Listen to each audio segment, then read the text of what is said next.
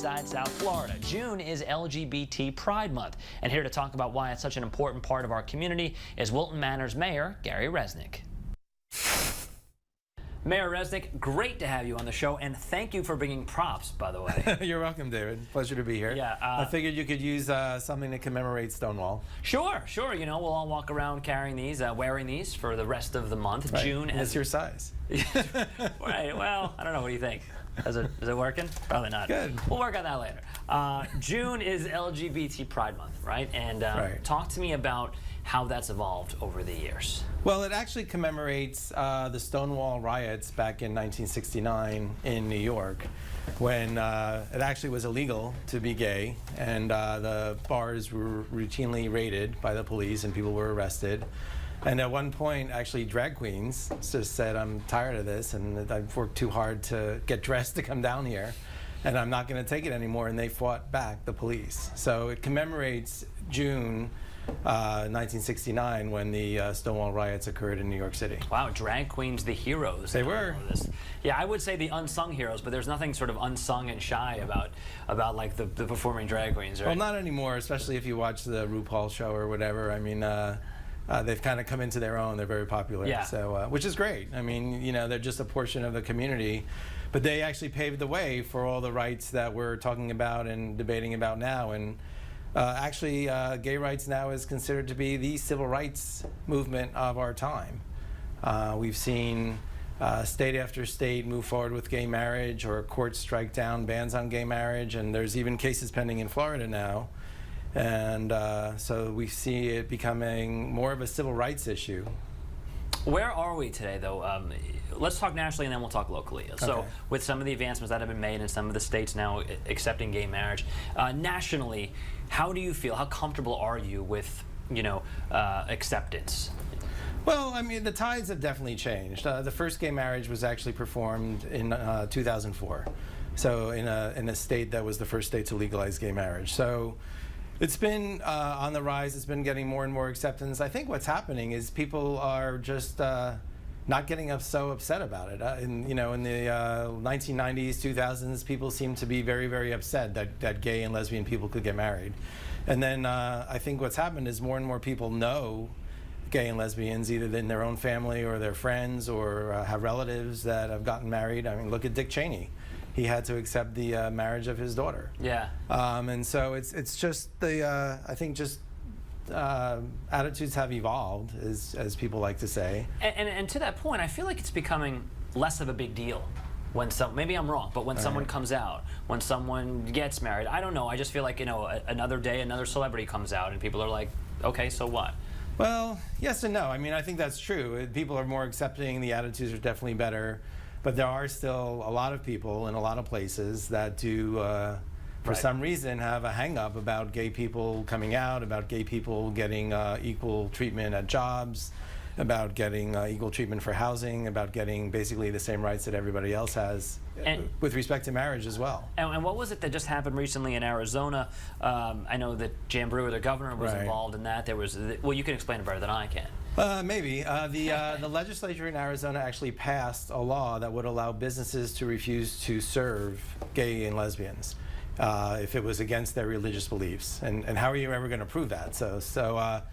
The legislature actually passed that, though, to basically authorize discrimination in business against gays and lesbians, meaning that, you know, for example, if the Sun Sentinel didn't want to take my ad because I happen to be a gay-owned business, they wouldn't have to. Right. And so that went to the governor's desk, and she got a lot of pressure, not only from people within the GLBT community, but major corporations like Southwest, which has a major presence in Arizona, and sports teams and other large corporations actually urged her to veto it, saying that it would be bad for the economy, that would be bad for the state, and that the state shouldn't lead the nation by basically codifying in the state law discrimination. And she did veto it. She didn't make any comments, but she vetoed it. Right. But the fact that it even gets that far, that's the troubling part. Right. Yeah. All right, so what We've had, I mean, Florida is not too different. Florida still bans gay marriage. The legislature and the governor have no intention of passing laws to try and overturn that, at least currently. There was a state representative in Florida recently who was criticizing an education law and said that this education program would turn students gay in a critical way. He wasn't happy that it would turn students gay. He was being very critical of this law because he just, the euphemism he used is that it would make students the gayest possible, which in his mind was the worst thing that possibly could happen to students. So there's still a lot of attitudes among our policymakers, not only in Tallahassee, but actually some right here at home that just don't support equal rights for the GLBT community. So what is the next step? I mean, how do you convince some of these people with these archaic, beliefs and mantras? How do you talk to them? How do you ration with them? Well, I've been doing that basically my whole life. I mean, I came out, I'm an openly gay man. I happen to be an openly gay mayor, but it doesn't, in my mind, it doesn't define me. But I think just by meeting more people, by making them understand that your life is no different from theirs and that you're just trying to live your life and be happy the same way they are. So I think that's the number one way, is just to just go on about our lives and show people that there's really nothing to fear and that we're really no different from them.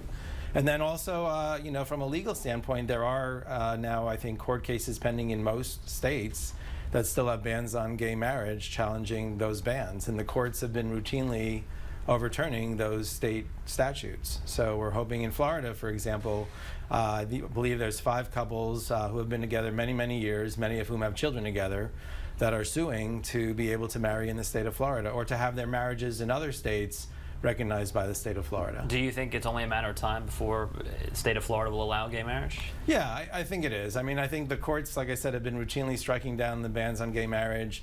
The couples are here. I've been with my partner, Eric, for 13 years. We have friends who live in Miami-Dade County, who've been together actually over 50 years. We have many, many friends who have gotten married in other states who live in Florida. And it really is unfair for Florida not to allow these couples to be legally recognized married couples in the state of Florida. So it's a fairness issue. It's the right way for this issue to evolve. And the religious objections to it are really not carrying any weight anymore. People don't seem to be listening to those. And finally, let's talk specifically about Wilton Manors and some of the things that Wilton Manors has done under your watch and even before you to blaze some trails, to set some trends. Right. Well, Wilton Manors has actually been a leader in this effort, and I'm not sure how it actually started. It was a little bit before my time. I first was on the City Commission in 1998, but we have a very, very diverse population. We, per the census, we have the second highest per capita population of gay and lesbian couples. We like to think of ourselves as a community where people feel safe and they can live their lives the same as anybody else and have a great place to live, a great place to work. And so as a result of that, we've passed basically every policy that legally we can pass to support the GLBT community.